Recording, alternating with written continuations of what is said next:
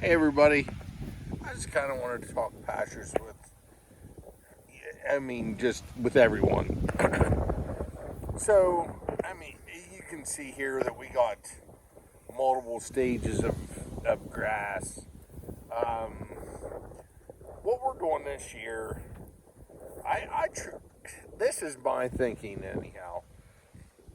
You know, normally we either crowd them in and get everything trampled and get it down so that everything comes back uh, green so that you get rid of all this, let's say, carbon or the rank grass.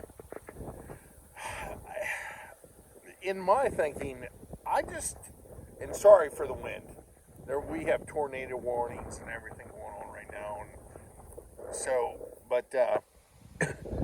my thinking it's kind of like, why? And I'm going to at least try it.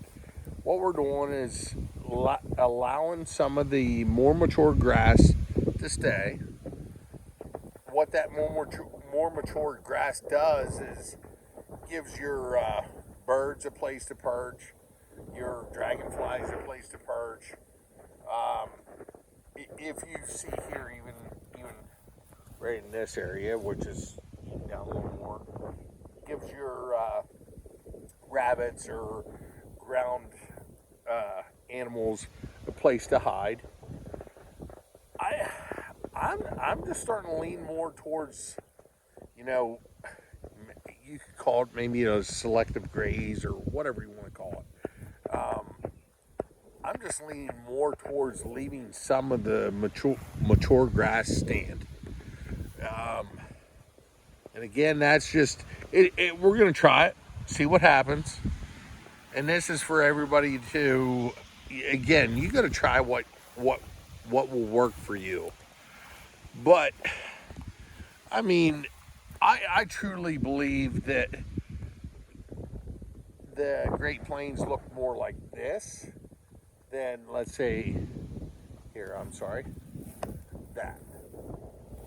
And I get this. This was mowed, so it's probably 5 inches or whatever. But you have all the grazers say, "Hey, graze it to 4 inches," and if you really cram them in, you'll get it to look like this. I'm sorry, I don't believe that's what the prairies look like. I believe this is what the prairies look like. And don't get me wrong, there's times that you can run them through and really make it look like this. Times. But, and there's times it should look like this.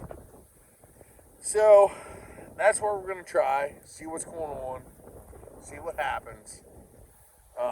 And if you look down in there, there's still a pile of grass. I mean, a lot of grass.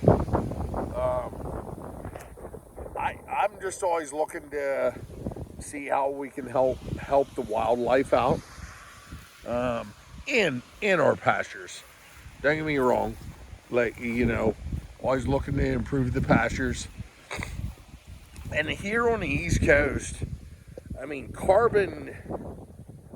The amount of moisture we get, carbon just disappears so quickly.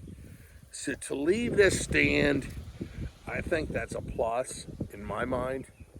Um, Anybody that tries to make compost knows that your browns are, at least on the East Coast anyhow, browns are your hardest things to find. And if I leave this stand, we bring animals again this winter. They'll trample it down. And sorry, I'm not the best spoken person, but they'll trample this down. And instead of it being like slightly green, slightly carbon or browns, let's say, it'll be browns.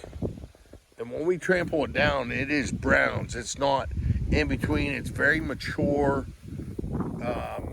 carbon that we're going to trample on the land. And again, we're just trying it. It's just a thought for you guys to think about. I mean, to me, maybe I'm wrong, but you can see all the trails through here. That's how I picture, like I said, this is how I picture the prairies were. Not saying that, well, I call this my prairie, or um, actually, that is what I call it. But, I mean, to me, you need spots for your quail to hide, which would be there, rabbits to hide, which is again there, here, where your more mature grasses are, and then your bison and whatever livestock will move through. Which even that, if you're a goat owner, most of your goats are going to go for the more mature. Again, back in the day, when there was more livestock than just beef on land or horses, it, the the the more mature grass would be used or utilized. So I'm just looking at it that way. We'll see. Again, maybe I'm crazy, but we'll see. And if you can see here, like, I'll show you here, right around the mature grass, the cows kind of leave it much taller. So for me to come through, I would normally brush hog this, but I'm kind of like, you know what? I'm not gonna do it. I'll leave it. I'll leave it and see what happens. And again, each your own. If I would say if you have a weed issue, brush hog it. I mean, at least till you get it to where we got some old weed here, which, I mean, I'm sorry, animals will eat some of it, and I don't really consider it a weed. Pretty much, if they stomp on it, it's gonna die. To me, a weed's something that they don't eat, and you stomp it or run it over, and it doesn't die, and you're trying to get it out of your pasture. That's a weed. We don't have many of them, so. But yeah, I'm getting long-winded here. Just so everybody knows, just try it for yourself. Try whatever you think.